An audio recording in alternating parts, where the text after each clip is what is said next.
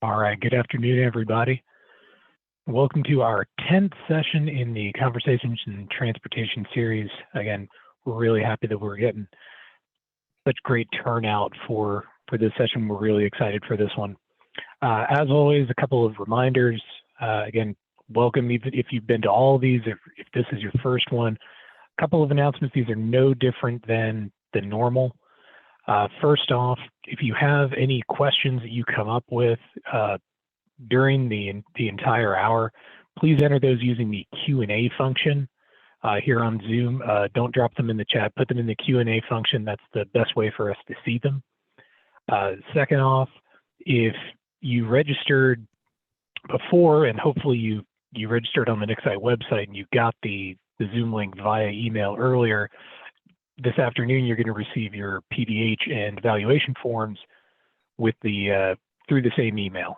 You'll get that in your email inbox hopefully sometime this afternoon. If you don't, for whatever reason, receive your PDH and evaluation forms, email me. My email address will be on the closing slide, so we can get that to you sometime later. Other than that, I want to make sure we have as much time as possible for this conversation. We're really looking forward to it, so I'm going to introduce Joe Hummer. Thanks, Andy. Good afternoon, everybody. And let me echo what Andy said. We're really excited for this event, for this conversation. Thanks to Andy for putting it together. Many other thanks to the Strategic Initiative Council and the Young Members Council for sponsoring this Nixite event. Thanks to our sponsors, the company's logos you saw on the opening screen there that really make all of this possible. We really appreciate your support. Yeah, let's onward into it. Today we're talking about transportation with the top person on that topic in North Carolina, Secretary Eric Boyette, hoping to touch on a fair sample of transportation issues and opportunities that face us in the coming months and years. Secretary he was named secretary by Governor Cooper in February of 2020. As transportation secretary, he oversees one of the largest state-maintained highway systems in the nation, and in fact, all modes of transportation. The secretary brings more than 25 years of state government experience in various roles and responsibilities, ranging from technical to financial practices. He previously served as secretary and state chief information officer for the North Carolina Department of Information Technology, and held several key roles at NCDOT, including chief information officer, inspector general, and Division of Motor Vehicles commissioner. He's been recognized numerous times for serving North Carolina with distinction. He earned a Bachelor's of Science from Barton College.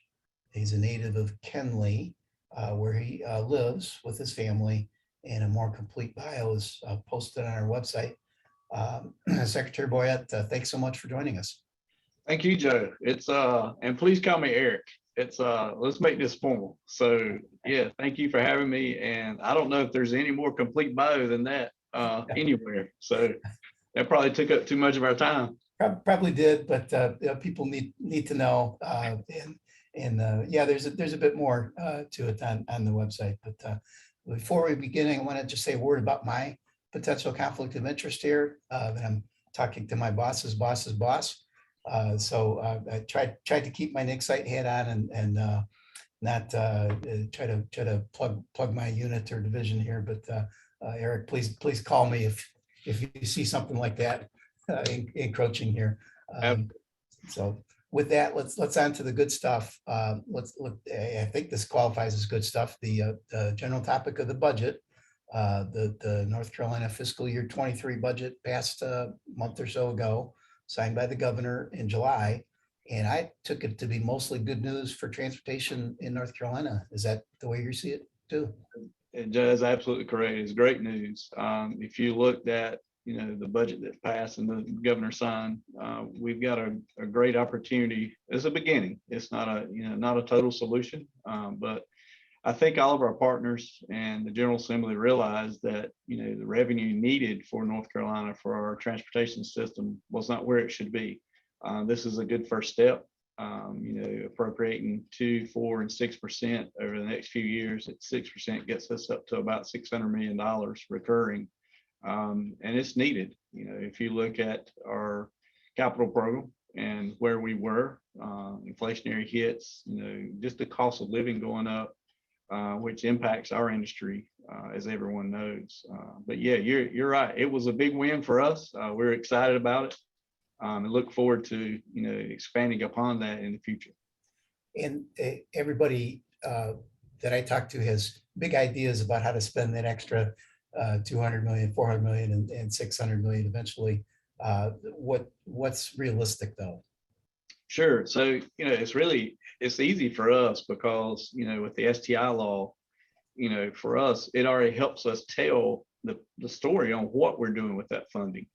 Even with IIJA, if we go back to the bipartisan infrastructure law that was passed, we receive off of that money, we'll receive about $400 million over the next 5 years every year.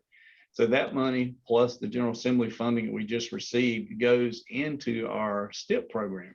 So, as you look at our programming for the next 10 years, we're just, doing our draft right now for 24 through 33.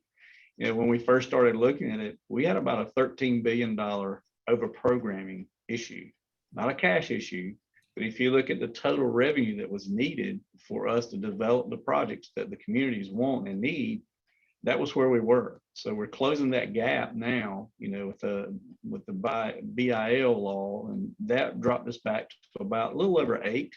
And now with this, it looks like we'll be between 3 to 5 of a program, which is within the ballpark that we can work with. Good. So we can really look forward to not necessarily new TIP projects, but at least getting the ones that are in there, sort of heading toward LET. You're correct. That's absolutely. We were pushing it. We look at a $13 billion, over programming issue. The only thing you can do is push those projects out. Yeah. So now we're bringing those dates in to where they are back on track, and we can deliver those projects on time and on budget, hopefully, if we can continue with this pattern. Good. The cash balance, some of us see that weekly, and it's been over 2 billion for the last few months. That looks good and healthy. And again, the talk on the street is, well, let's spend that down too. So what do you say to that scuttlebutt? I tell them we are spending it, and try to explain to people what a cash balance is. When you look at our cash balance, I try to explain to people that look at that like your checking account.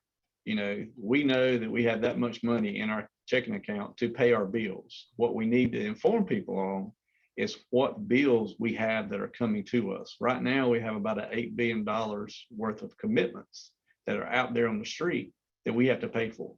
So you really have to look at your payout curves and what does that mean for us, and our financial team does a great job. $2 billion is not what it used to be. So, we're very cautious about, our cash balance it's a measurement. It's not, the measurement, but it's one of our tools that we look at. And we want to make sure we have enough cash on hand to pay our bills and prepared for any emergencies that are, as we all know, in Eastern North Carolina, Western North Carolina, everywhere in our state now. We can see a simple rain, storm come through and cost, millions of dollars. So we got to be prepared for that. And this was one way we do that. Yeah, good. Inflation is probably, in many minds anyway, the big culprit for what's happening to the TIP program, and why that $2 billion doesn't buy us as much as it used to. And if anything, it seems like inflation in transportation projects has been even worse, even higher than general consumer inflation over the last couple of years. So what are you seeing in that realm? Is any signs that inflation has sort of topped out, or even it might be coming down a little bit for transportation?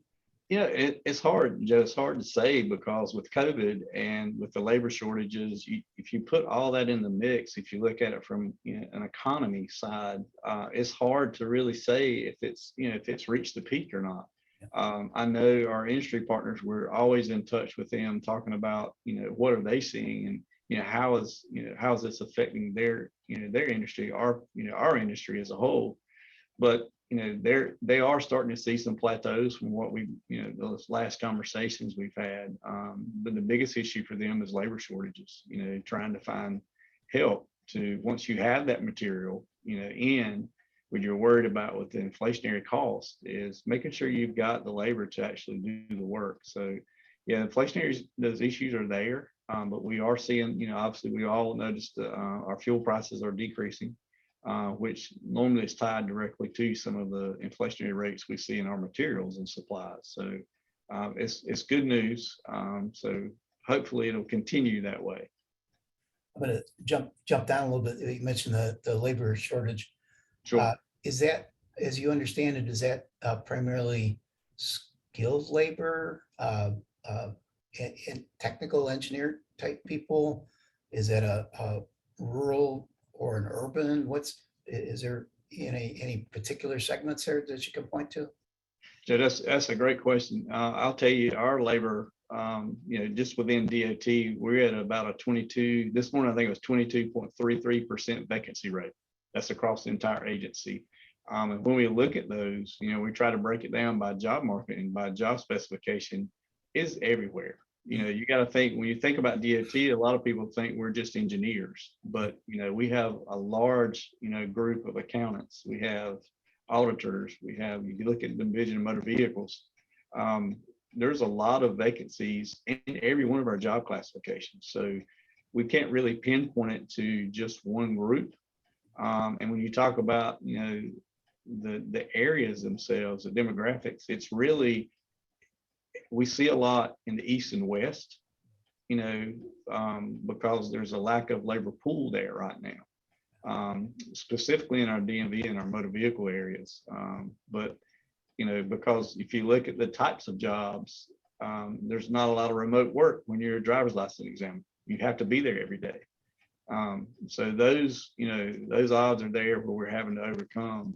But this team, as you well know, we have a great team, and this team really works well to find ways to supplement those vacancies with technology, with anything that we can do. So I'm proud. I'm going to put a plug in for our agency a little bit, but I'm proud of what they do each and every day, and the men and women in this agency that work hard for us as the citizens to make sure that they're provided the services that they need.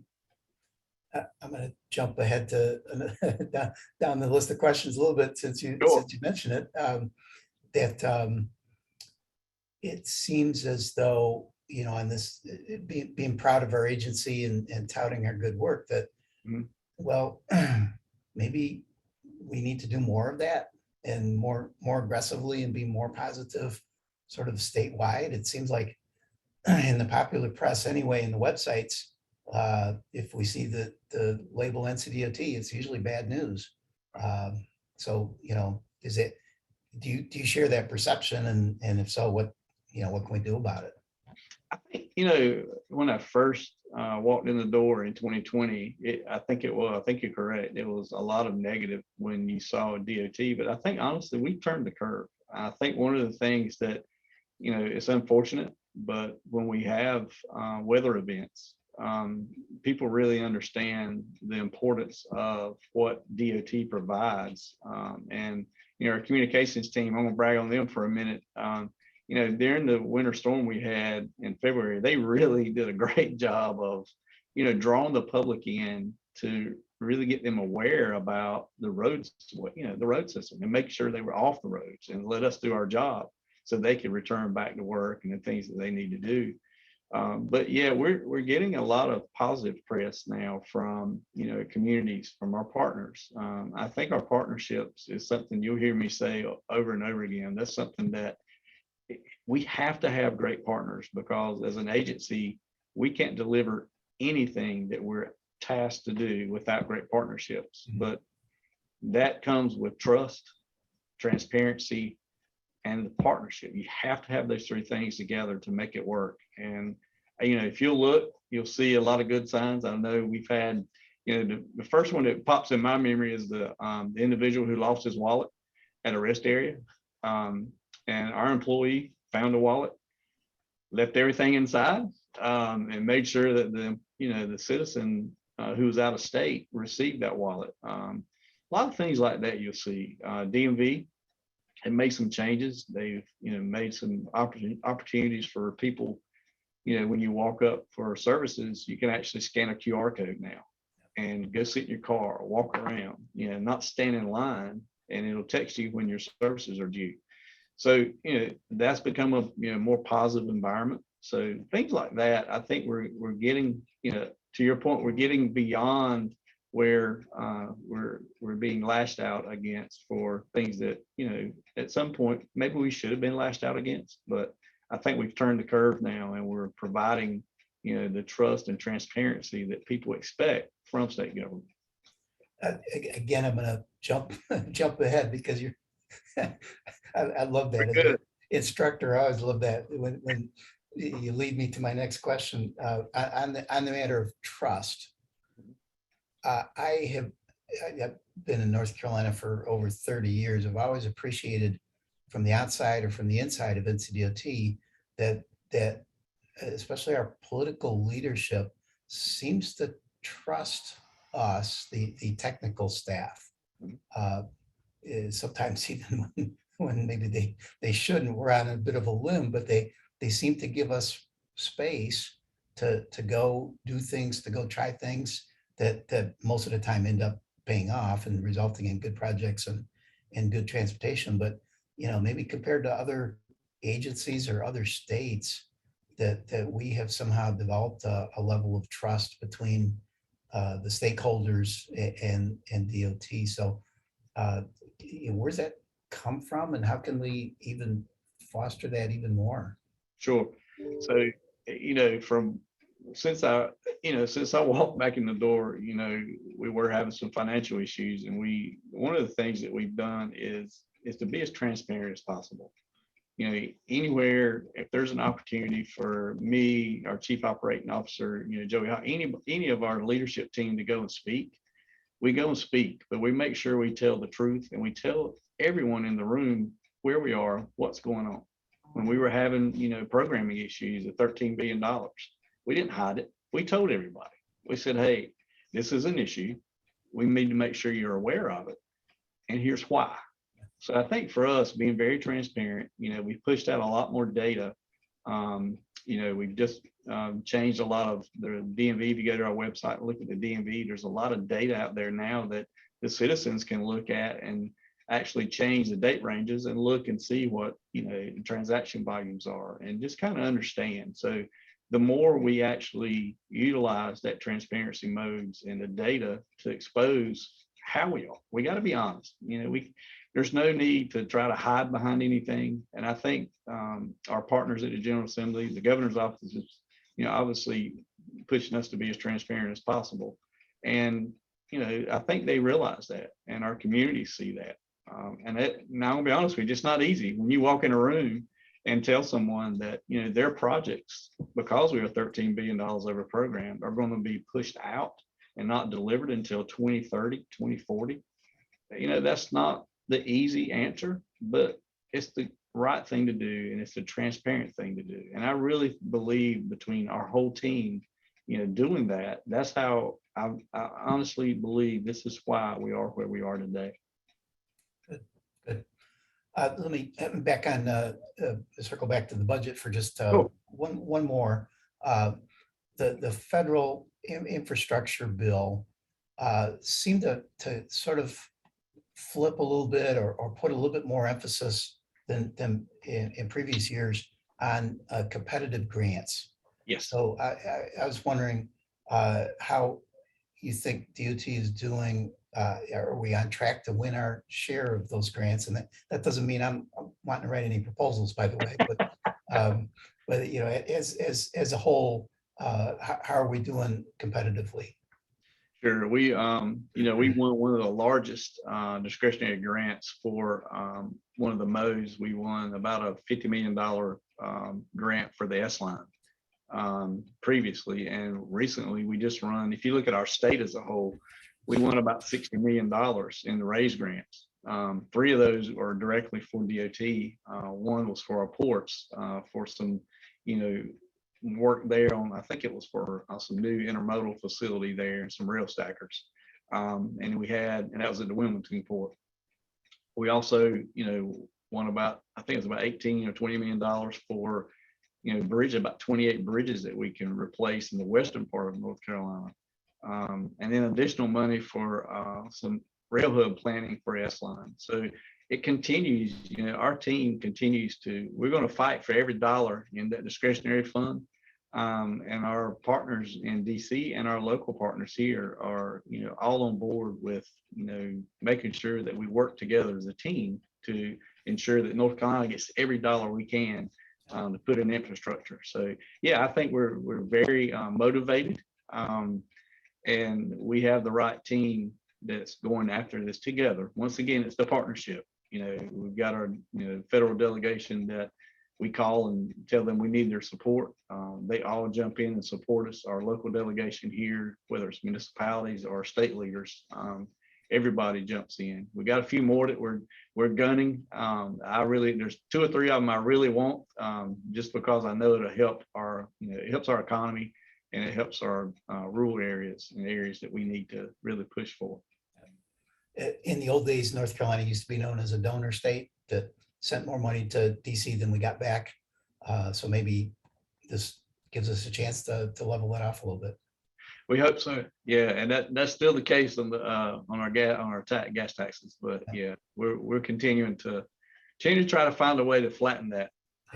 Yeah. Speaking of gas tax, I know you know this, but I'll say it anyway, that any reasonable projection is that the gas tax and diesel tax revenues are likely to dwindle in the next few years with vehicles getting more fuel efficient or going electric.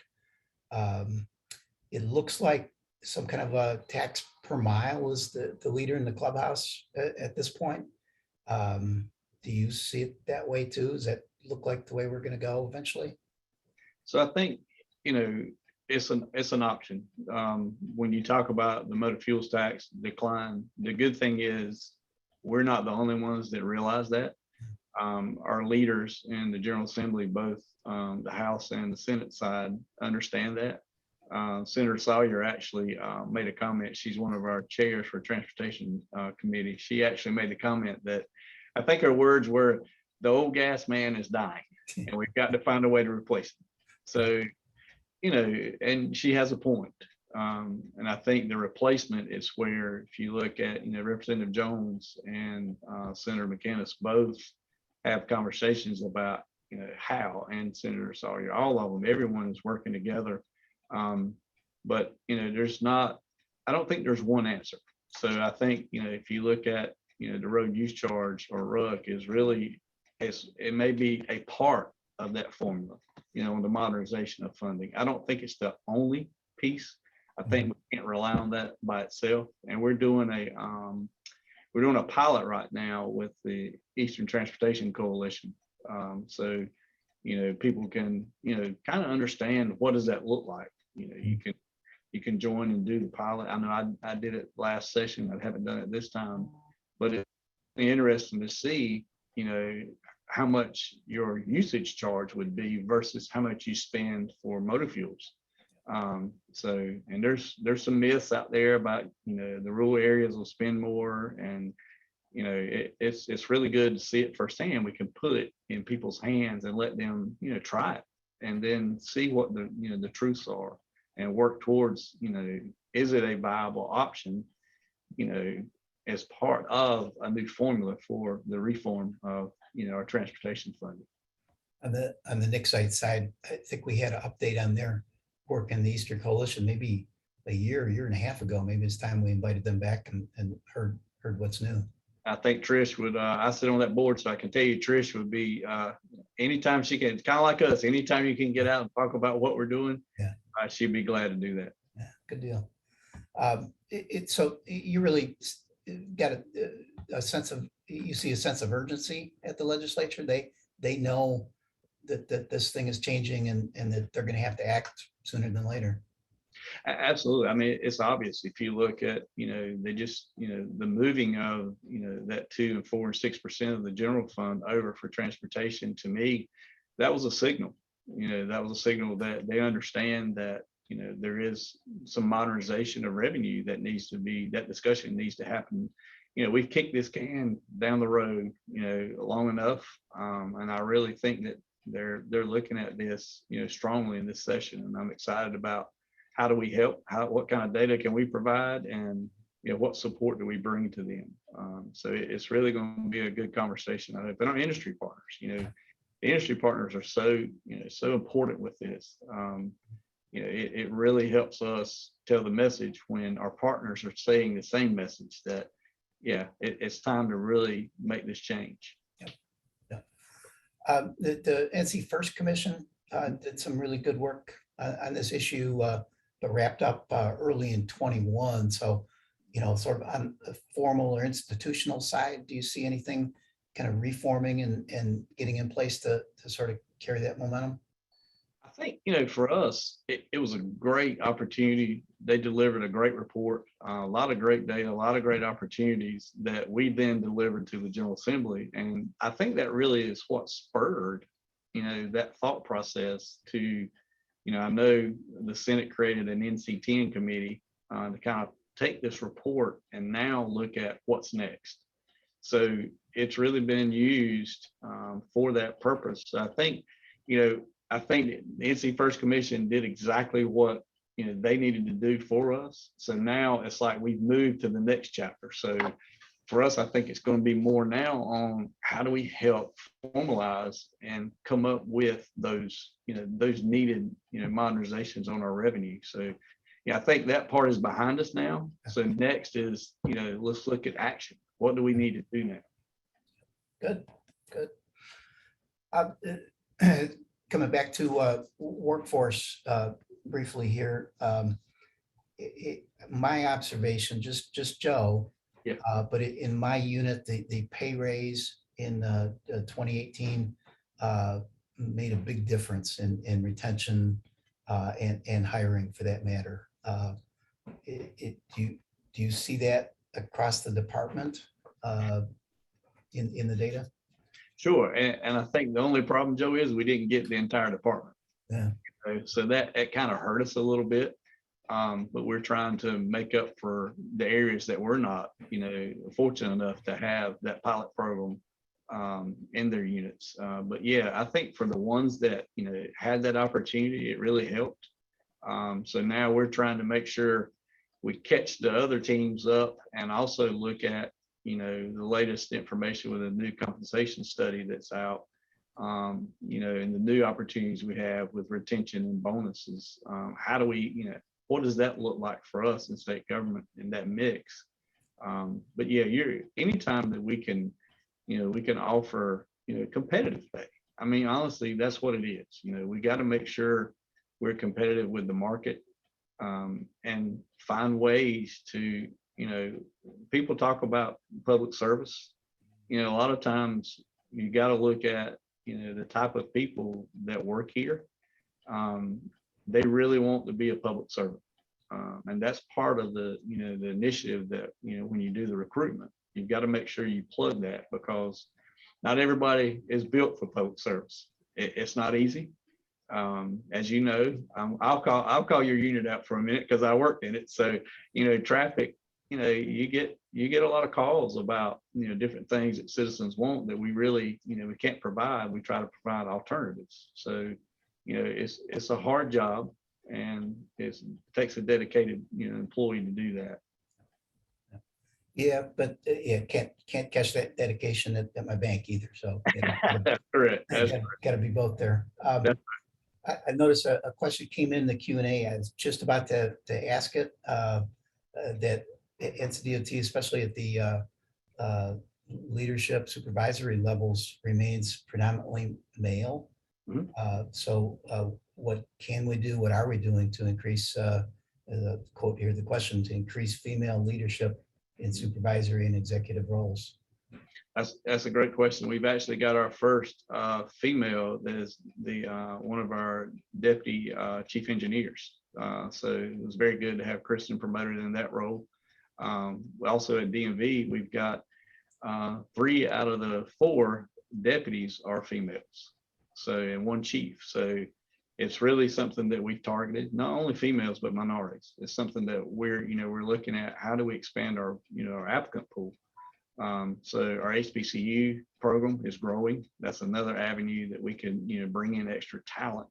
But we also have, to get to the senior leadership way, we've got to provide more, leadership classes, leadership training. So we're in the middle of revamping some of us that have been around a while. We used to have a leadership training academy, and we're doing that again. So Amanda Olive in the HR department they're working on that now to, we had to go out for an RFP. So, everyone knows it takes a little while to get through that, but that is something we're doing to create, the avenues for people to have that training to help them move into those roles. So yes, we're very, very cognizant of it, and we're working to make sure that, we proceed with, with that in mind. Good. Yeah, that was, let's say, almost a beloved program at one point. The people who've been through that just spoke so highly of it. So Absolutely. Good. To the sort of organization of DOT. Some of the old timers walking around the hallways here in some of the DOT buildings in Wake County, especially, muse about the good old days when most of the planning and design was done in-house at central units. But we're not going back to that anytime soon, are we? No, sir, I don't see that happening. If you look at what we've been directed to do by our General Assembly, that's not the direction we've been, given. And honestly, if you look at the amount of work that we have, it's really good for us to have those good partners.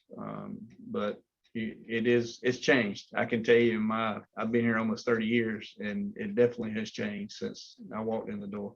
Yeah. I think I was in my 3rd day here when the big decentralization occurred. So, I don't quite remember the old, but so there's still sentiment out there, but I think we understand that. Maybe more timely question is, this is a huge state, big differences between Division 1 and Division 14. Sure. And it's sort of your job description to keep everybody on the same page, or you've used the word team multiple times here, on the same team. So, how do you do that? Keep everybody sort of, keep the divisions from sort of flying off and doing their own thing. So one way we do it is communication.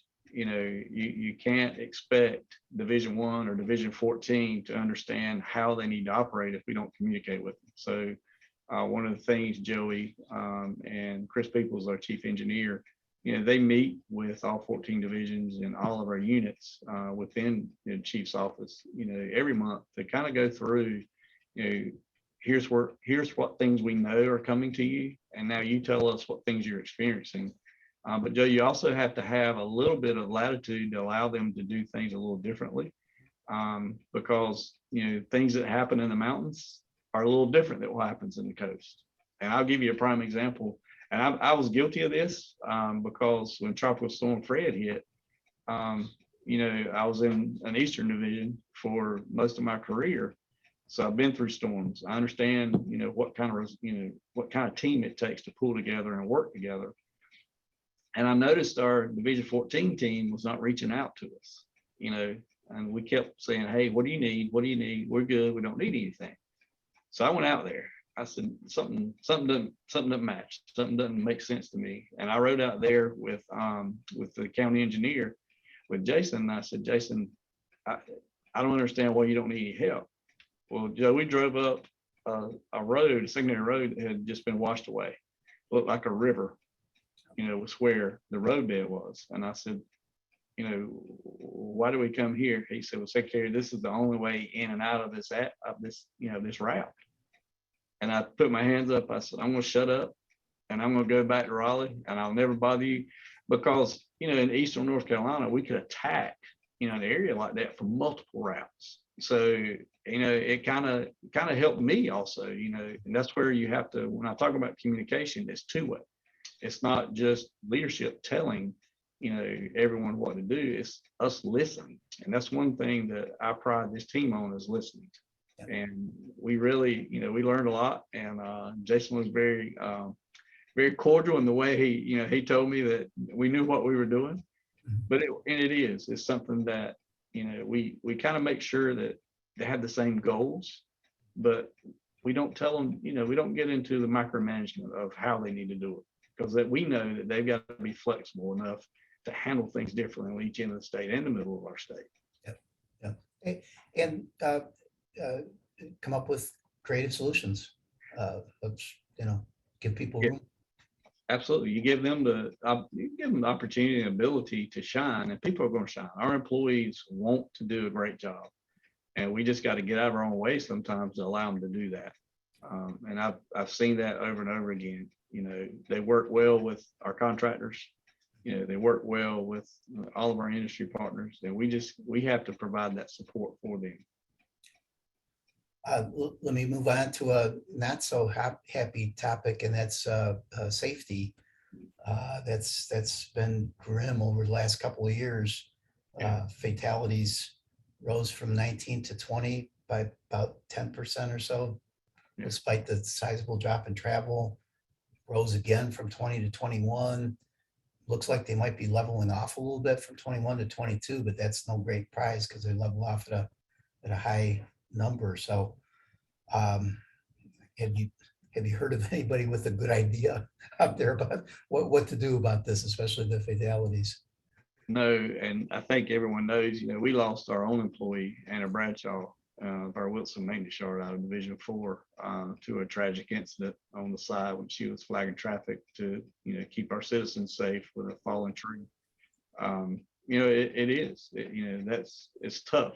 It's something that, it's quick to point the finger at our law enforcement to say, hey, you're not writing enough tickets, but you also got to put ourselves in their shoes. They don't have enough staff to do their job either. I talk to the colonel frequently, and I think they have about 200 vacancies the last time I talked to him. So that's people not patrolling. But that's just one piece of this puzzle. Design work. Are we designing roads, where, we can improve safety? Or things that we can do, you look at speed zones, or, are we actually, what percentile do we really need to use? Is that 85th the right number? So just things like that, I feel like, it's kind of like it goes back to budget, Joe. There's not a silver bullet to solve the dissolve of the gas tax and how it's basically running away from us. So it's the same here with safety. We just we have our messaging, Governor's Highway Safety Program. We've got to continue that messaging when we talk about click it or ticket, booze it, lose it, and our Vision Zero. We have to have more conversations with all of our drivers. We do a great job of focusing on our young drivers, but I think we miss a gap between just above those young drivers, that are on our roads frequently. We have to continue that education and push, and it's a partnership with our law enforcement, with NHTSA, with our safety. All of that has to come together. We just finished our safety conference, and I'm hoping to have. Hoping that the team come away with some new material that maybe we can, work together to lower those rates. But you're right, that we can see them plateauing, but even at that, it's way too high. Something I never thought I would see right after this many years. I think you and I have been in this business about the same length of time. Throughout most of our careers, that rate was headed downward, and I guess I assumed it would keep doing that. It's absolutely. And I think to your point, you had less cars on the road, so we would your brain automatically assumes you got less cars, you just have less. Right, right. No, it didn't, that was not the math. The math and the equations and the, the parameters didn't, that's not what we saw. My predictions are usually wrong, and that one is spectacularly wrong. Yeah. So, uh, North Carolina is a strange state, and the right word, but we're different in a lot of ways. One of the ways is we have, I think, still the largest rural population of any state in the union. And highway fatalities are mostly a rural phenomenon. So those two kind of large facts, or can we somehow put those together to form a good program to go after at least those types of fatalities a little bit more vigorously? And I think that's something that, when the teams are looking at this data, and number one, you know this as well as I do, we got to have accurate data, and we've got to make sure that the data we're looking at, we understand the data. And I think with that, and pulling in, our experts to talk about, what are we seeing? Is it, left of center? What types of accidents are we seeing? How do we help? Is it design? What can we do to help prevent these?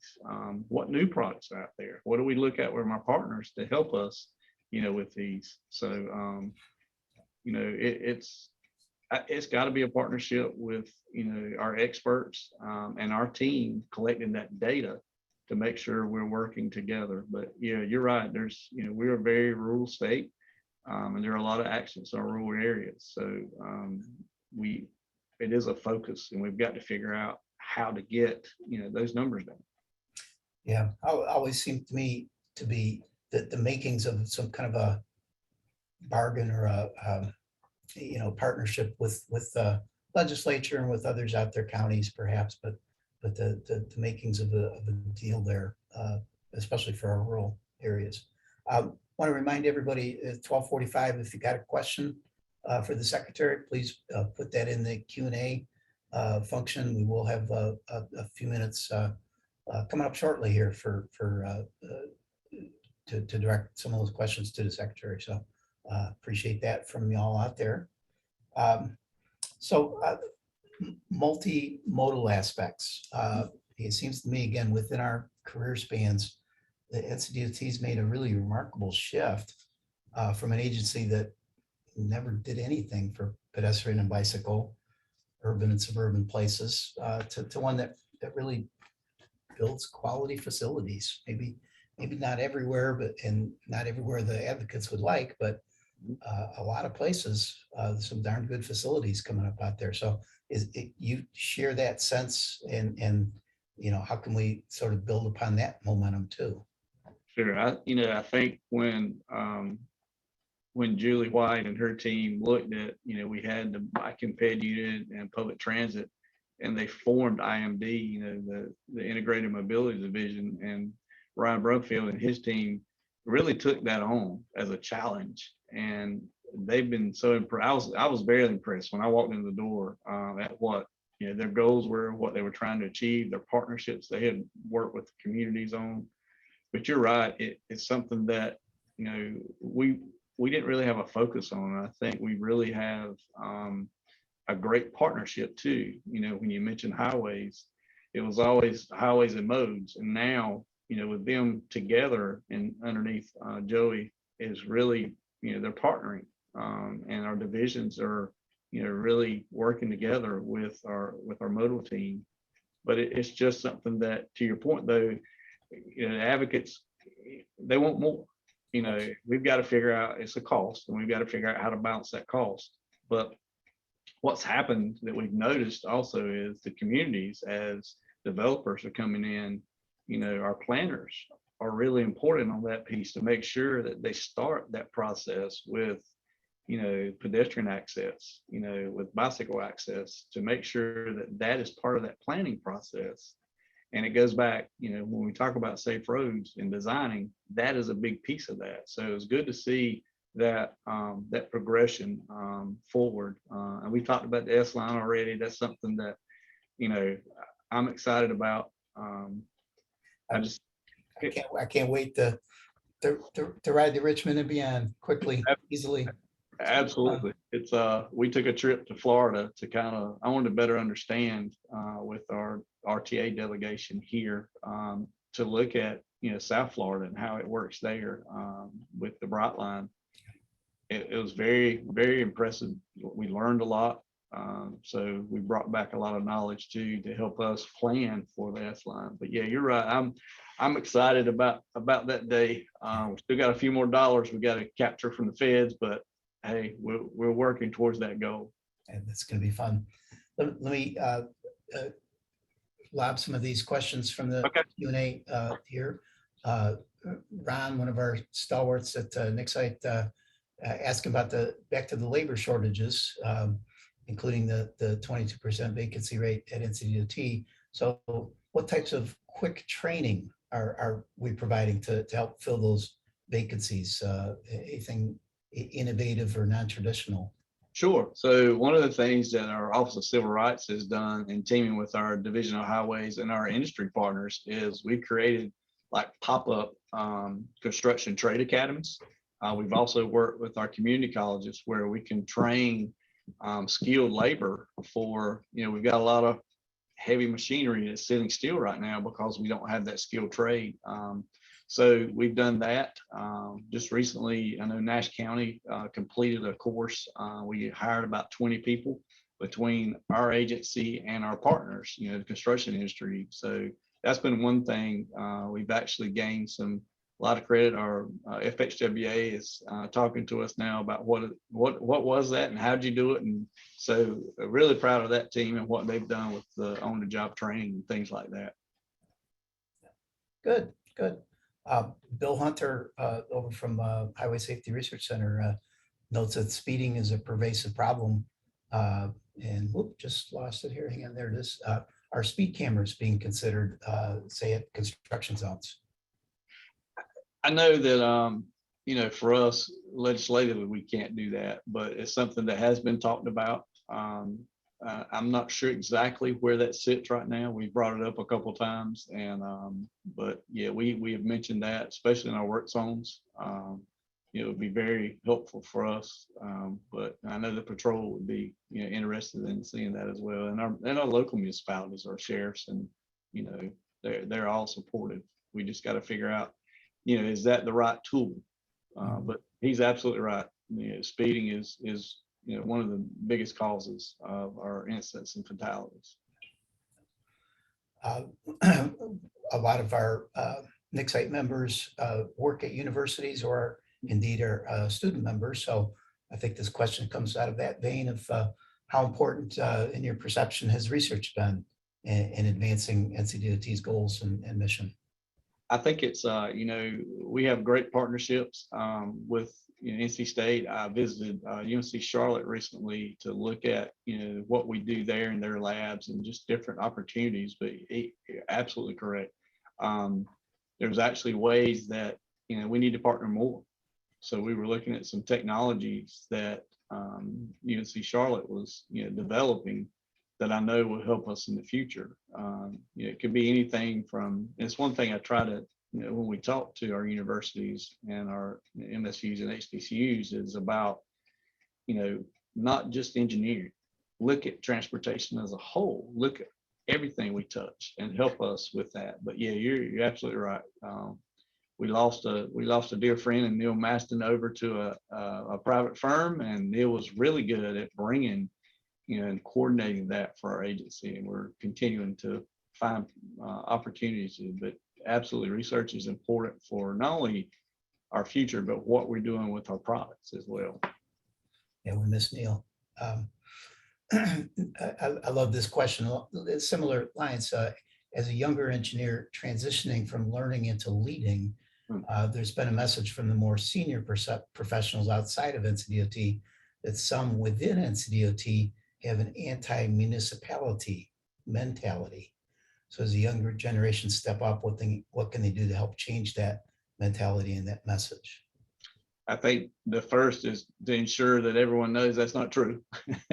And second is, you know, to communicate. Like I said in the beginning, we've got to talk And if there's an issue with the municipality, instead of dodging it, talk about it. Be honest and have those honest conversations. And then at the end of the day, make sure everyone understands we're all pointing towards the same goal. We want what's best for our citizens and our residents in North Carolina for all of their transportation needs. Yeah, good. Next question here, it ties in with one that I had written out for you. My phrasing was, how can we keep Charlotte from becoming the next Atlanta or Houston or LA, right? So this question was a little bit more polite than mine, is what is NCDOT doing to maintain its infrastructure at a level that meets the rapid population growth in the state, and should towns and cities be held more accountable in this regard? So, yeah. That's a great question, and it's something that when we look at our MPOs and RPOs, that area would be C2PO. So how can they help us? Because our job is not to decide what areas receive what types of transportation. It's that local input. It's really on those locals to understand, are they growing too fast, and how to restrict that. But it's our job to execute on what they desire in their area. So, but it's also our job to kind of help and guide, if they have questions. So communication and partnership. I don't know how many times I've said it, Joe, but it's the biggest. 12. So I said at least 8, so everybody got it. So it's the biggest thing that you can do to support that community. And we've got the same issue in Wilmington. Wilmington's having an explosion as well. So we're trying to help people understand that it's okay, and you're not going to lose.